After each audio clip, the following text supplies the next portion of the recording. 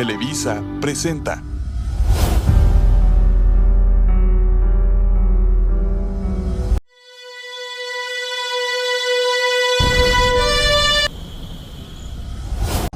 Yo, what's good? Hey, what up, bruh? How's the husband? Seeing anyone recently? Nah, bruh, you know, all girls the same. They all play with my feelings.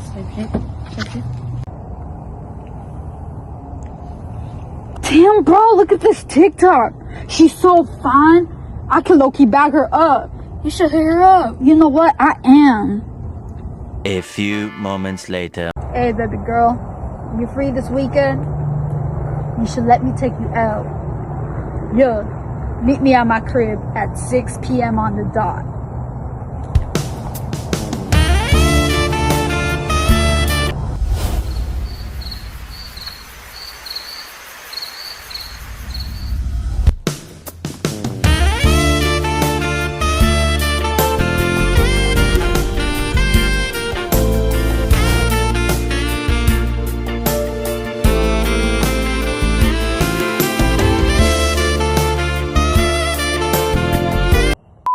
Meanwhile. Hey baby, look what I got you. Oh, hell no.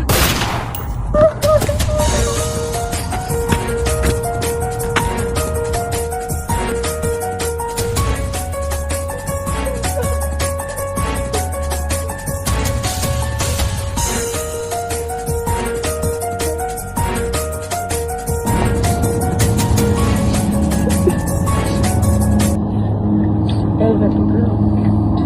You can always find comfort with me. I'll be here always. He was my son after all. I loved him so much. So like, you try to come to my place? Yes!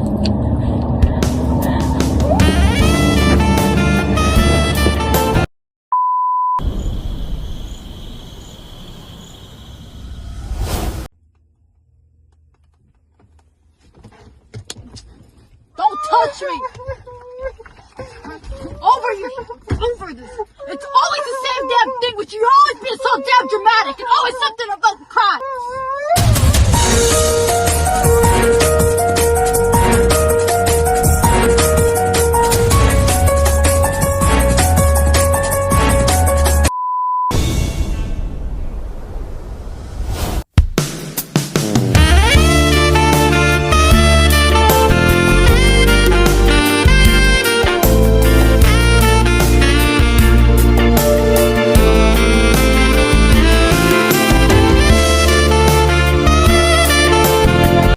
Seconds later.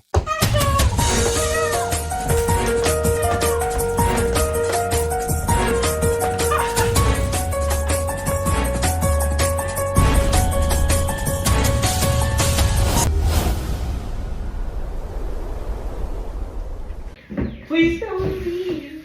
No. Cuéntame, yo nunca entiendes, siempre la misma cosa que si fuera como la rasgo de aquí.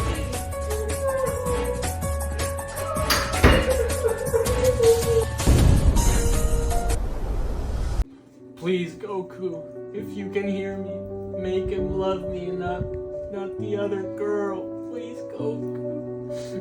I'm begging. Please.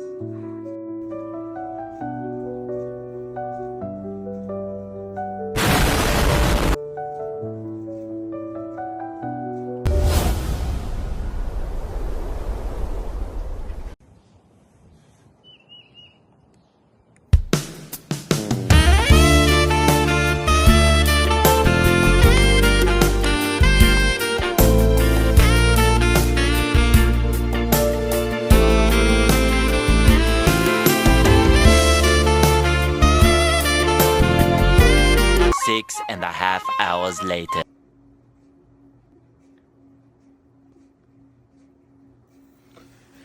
Hey, baby, it's been so long. Megan, I've thought about this for a while and I need you.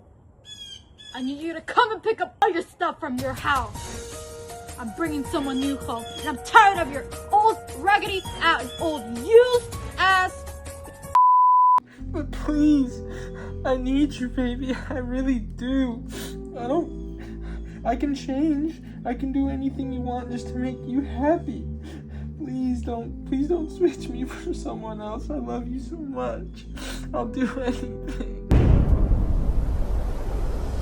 Yeah, so I just got finished looking at his lab results and they're looking extra spicy. Yeah, his body most definitely said nah. Yeah, we need to tell him he has 3 months, yeah. No, wait, 3 months until my vacation. No. He only has 3 hours left to live, but we should tell him next week. I think he'll realize it by then. Look, Brenda, I don't care. Who's the doctor here? You're I. As a psychologist, what we just watched isn't love. It's a cycle. The behaviors in that scene, the jealousy, control, and emotional highs and lows, and even moments of affection after conflict are all part of what we call toxic relationship patterns. These patterns are often misunderstood as passion, but psychologically, they're tied to other dynamics. One of the main reasons this happens is because of attachment styles. People with anxious attachment, for example, may associate inconsistency with love, chasing reassurance, even when it comes with emotional instability. And on the other hand, avoidant patterns can make distance and mixed signals, which keeps the cycle going. And together, this creates an environment where intensity is mistaken with connection. There's also something called intermittent reinforcement. When affection and hurt are unpredictable, when someone is kind one moment and harmful the next, it actually strengthens emotional attachment. The brain starts to hold on to the good moments, making it harder to leave, even when the relationship is already unhealthy. Media has also portrayed a role in shaping how we interpret these behaviors. Over time, we've been shown that jealousy means you care, or that emotional extremes means something is real or meaningful. So when people experience these patterns in real life, they're more likely to label them as love instead of recognizing them as harmful. Now, some may argue that people know the difference, that they can separate real relationships from what they see or experience. But psychologically, it's not that simple. Repeated exposure to these patterns, especially combined with relatable experiences, can shape what feels familiar, and what feels familiar often feels right, even when it isn't healthy. And that's where the risk is. When we normalize these behaviors, we start to accept things in control, manipulation, or emotional instability as part of love. But in reality, healthy relationships are built on consistency and respect and emotional confusion. Love shouldn't feel like a cycle that you're trying to survive. It should feel like something that you're safe in. And, well, if it feels like you need a PhD just to understand a relationship, that should probably be your first red flag.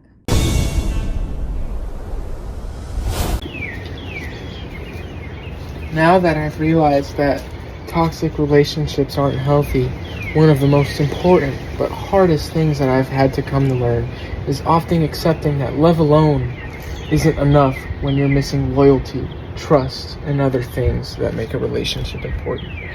I've come to understand that feeling drained, anxious, and sad isn't normal, but it's wrong. Letting go doesn't mean I failed. It means that I chose myself over other things that harm me. Growth comes from recognizing what I deserve and having the strength to walk away from the things that hold me from doing just that.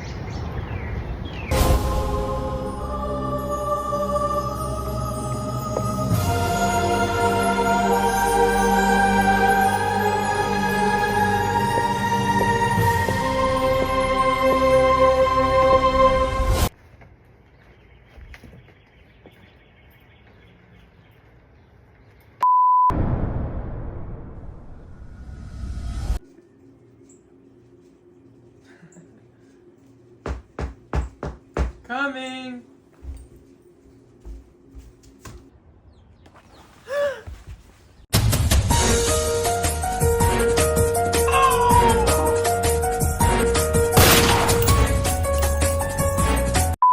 Much later that the old narrator got tired of waiting and they had to hire a new one. Man, so when am I gonna get my ice cream? You're still on it. Okay. Yeah, yeah.